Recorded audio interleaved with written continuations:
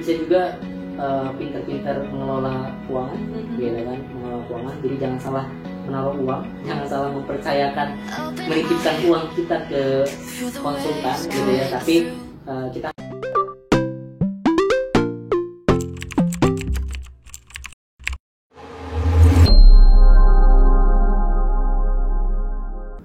ini kita ngomongin government spending ya, kita juga tahu bahwa memang pemerintah pun sebenarnya sudah mengeluarkan berbagai kebijakan untuk melakukan pemulihan ekonomi nasional atau PEN. Dimulai dari yang tadi lu bilang, udah ada Perpu, kemudian sekarang perpresnya di nomor 72 2020, dan itu pun sebetulnya adalah revisi kedua dari perpres yang dikeluarkan sebelumnya tahun nomor 54 tahun 2020 gitu. Artinya pemerintah mencoba atau pemerintah hadir di situ. Nah, mungkin yang menarik lainnya, seperti yang lo bilang tadi bahwa kita nih nggak sendirian gitu. Banyak sekali negara yang mengalami hal yang serupa dengan kita. Nah, positioning kita dibandingkan dengan negara-negara tersebut gimana, gitu? Kita tuh apakah memang jauh terpuruk kah atau seperti apa tuh? Gimana, dibandingkan dengan negara-negara tetangga atau OECD atau Nah, China kan sebetulnya kalau datanya kan bilang Q2 itu mereka positif ya. Salah satu negara dari sedikit negara yang pertumbuhan ekonominya itu positif. Cuma mereka kan diuntungkan dengan terdeteknya pandemi lebih awal gitu kan, bulan November atau Desember ya 2019, sehingga kebijakan lockdown mereka pun lebih awal daripada negara-negara lainnya. Bulan April bahkan mereka udah mulai buka, sehingga industri itu balik lagi gitu ya, tumbuh lagi. Ya, mereka di Q1 merosot banget, -9 ya, kalau -9%, dan sekarang mereka tumbuh positif gitu, karena ya bulan April mereka aktivitas ekonominya udah balik lagi gitu. Nah, sekarang kita masuk ke Indonesia. Nah, Indonesia sendiri sekarang kita masuk ke Q3 berarti ya. Q3 ini kalau gue lihat pemerintah kan udah semakin membuka ekonomi ya, membuka ekonomi warganya gitu. Jadi masyarakat kembali didorong untuk beraktivitas lagi, tapi dengan catatan yang new normal, dalam artian menjaga protokol kesehatan segala macam itu. Nah, itu harapannya sebetulnya bisa merecovery ekonomi kita gitu, kayak gitu.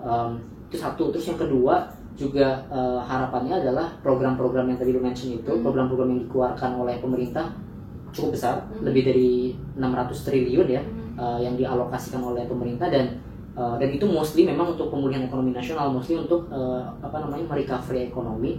Itu harapannya bisa segera terrealisasi di Q3 ini gitu, sehingga ekonomi bisa recovery dan kita bisa tumbuh positif, harapannya ya gitu ya, harapannya, meskipun banyak ekonomi yang meragukan akan tumbuh positifnya di kuartal 3 ini. Cuman tidak menutup kemungkinan ketika pemerintah terus menggenjot gitu ya, jadi terus spending di tengah daya beli masyarakat yang merosot, pemerintahnya spending membantu melalui misalnya mendorong daya beli masyarakat lewat bantuan langsung tunai atau UMKM, usaha mikro yang terdampak ya, dan sangat cukup signifikan ke usahanya, yang nggak perlu dikasih stimulus bisnisnya gitu, tapi bantu mereka untuk bisa paling enggak bernafas gitu ya, dengan cara ya tadi bantuan langsung tunai gitu ya, kayak gitu. Jadi segeralah realisasikan bantuan-bantuan itu untuk kita bisa kembali recovery itu gitu. Jadi 600 triliun penyerapannya yang kemarin cukup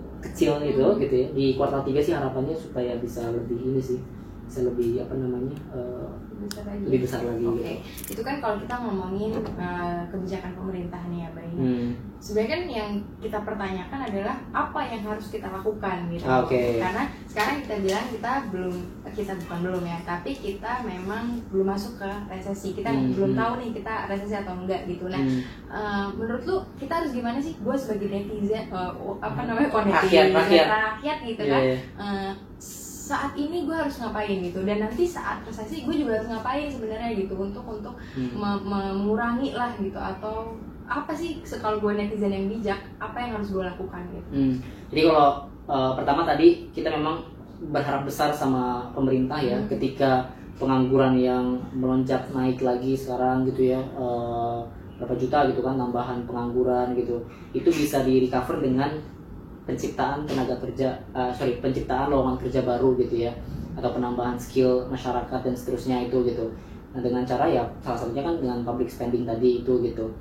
Kita berharap di situ dulu gitu ya. Pemerintah bagaimana bisa menyelamatkan masyarakatnya dengan cara mendorong daya beli masyarakat dan menciptakan lapangan pekerjaan gitu. Nah, sekarang kembali ke masyarakatnya. Ya, sekarang terus kitanya ngapain nih gitu. Kita tuh ngapain? Kalau gue sih ngelihat yang perlu kita lakukan itu adalah mencoba untuk menyesuaikan gitu. Ini percayalah bahwa ini tidak terjadi hanya di Indonesia gitu ya. Ini terjadi di seluruh negara lah gitu ya. Krisis ini terjadi di seluruh negara dan semua negara juga tidak ada yang menginginkan ini gitu. Bahkan kalau kita bilang negara adidaya Amerika Serikat pun mengalami hal yang serupa gitu ya. Bahkan tingkat pengangguran mereka berapa ya? Juga lupa. Tapi naik cukup signifikan lah gitu. Tingkat pengangguran mereka, pertumbuhan ekonominya juga turun 9% tadi kan gitu.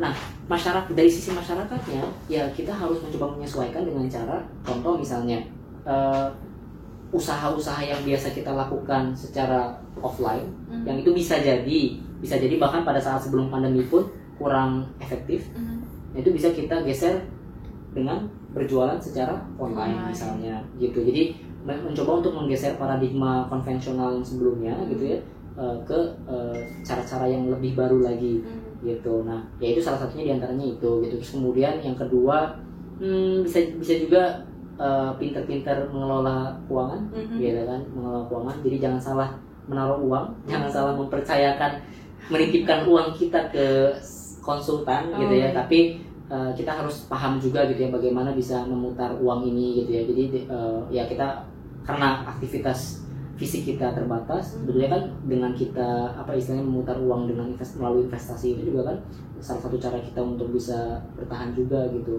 Bahkan ada yang itu yang kedua ya. Terus yang ketiga ada yang menganjurkan ya kita bersiap dengan uang tabungan juga sih Kak gitu. Jadi dana darurat itu perlu dipersiapkan gitu. Tapi ini gimana ya? Karena gini, di satu sisi sebetulnya kalau mau ekonomi tumbuh, masyarakat tuh konsumsinya harus tumbuh, ditingkatkan gitu. Tapi kan pasti ada yang ngerasa insecure dong, gitu kan. Gue gila masa gue jajan terus gitu. Padahal ini kan lagi resesi, gue nggak tahu bulan depan gue tahu nganggur gitu kan takutnya gitu. Jadi gue harus nyimpan uang juga gitu. Nah itu makanya masuklah pemerintah yang mendorong daya beli masyarakat tadi gitu. Jadi ya saling bahu membahu lah antara pemerintah sama masyarakatnya gitu ya. Supaya ya kita selamat dari jurang resesi yang sebagian orang prediksi akan terjadi di Indonesia gitu.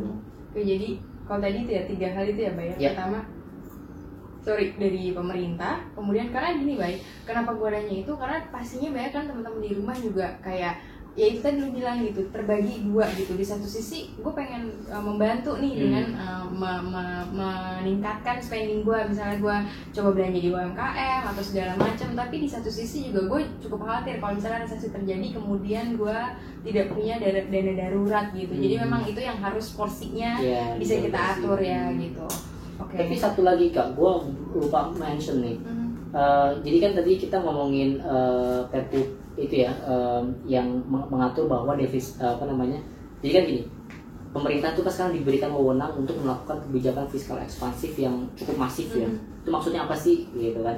Maksudnya barang apa itu? Maksudnya adalah defisit anggaran kita itu kan tadinya dikunci Kak, 3% dari PDB. Sekarang dibuka karena ternyata belanja pemerintah tuh harus didorong cukup besar, tapi pajak bukan pajak dipotong, maksudnya target penerimaan pajak itu dikurangi. Nah artinya kan ada gap di sini kan, gap di sini tuh dipakai melalui apa? Pembiayaan atau melalui utang gitu. Nah tadinya itu dijaga cuma 3%, sekarang dibuka nih gitu. Jadi kalau di Perpres yang terbaru 72 itu sekarang ditargetkan defisit anggaran ini sampai 6% gitu dari total PDB gitu. Nah, cuman di sini pemerintah ini bahkan sebetulnya mau 10%, 20% itu tidak melanggar undang-undang, jadi boleh gitu. Tapi harapannya sih sebetulnya pemerintah bisa menjaga defisit itu supaya masih bisa terkendali. Karena khawatirnya apa Kak? Karena ketika misalnya karena wewenang tadi bebas kok untuk memperlebar defisit itu berapa persen, akhirnya pemerintah terlalu masif sehingga ada konsekuensi baru lagi nanti gitu. How to prepay utangnya gitu. Jadi bagaimana mengembalikan utang itu gitu. Itu kan nanti jadi PR lagi nih. Misalnya kita udah recovery, terus nanti malah problem lagi untuk kembali utang gimana, kayak gitu. Jadi itu perlu dijaga juga sih menurut gua.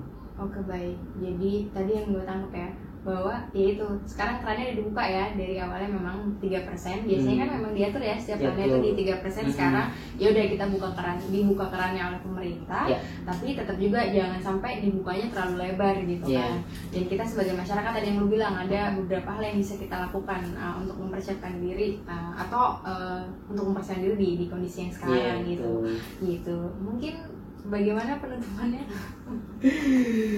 Oke.